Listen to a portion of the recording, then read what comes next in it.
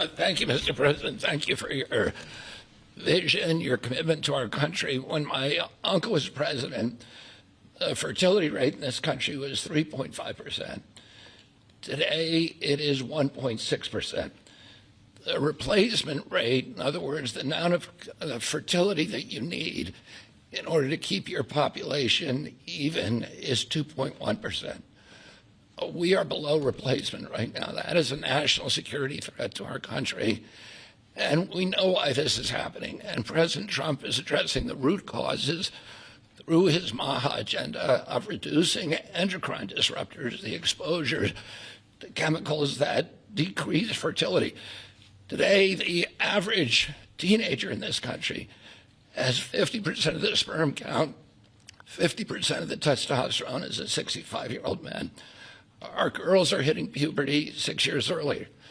And that's bad, but also our parents aren't having children. Parents who want to have children do not have access. I have 7 children.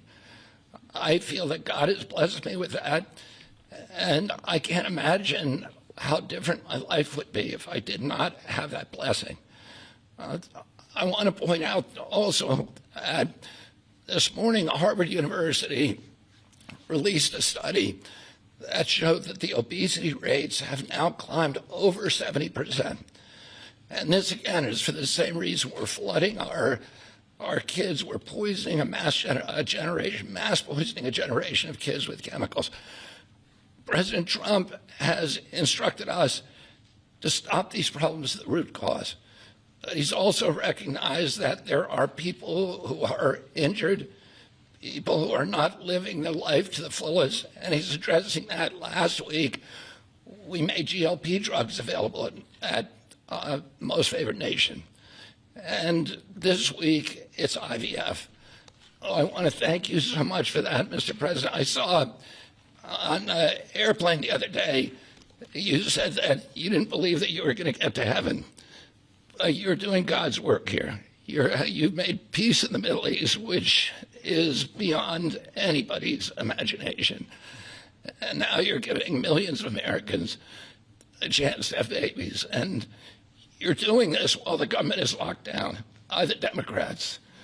But this administration has not stopped working for the American people.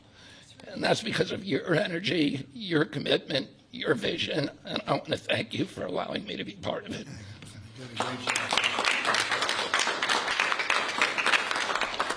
And he's doing a great job. And by the way, Kyle is fantastic. So he's got a lot of courage.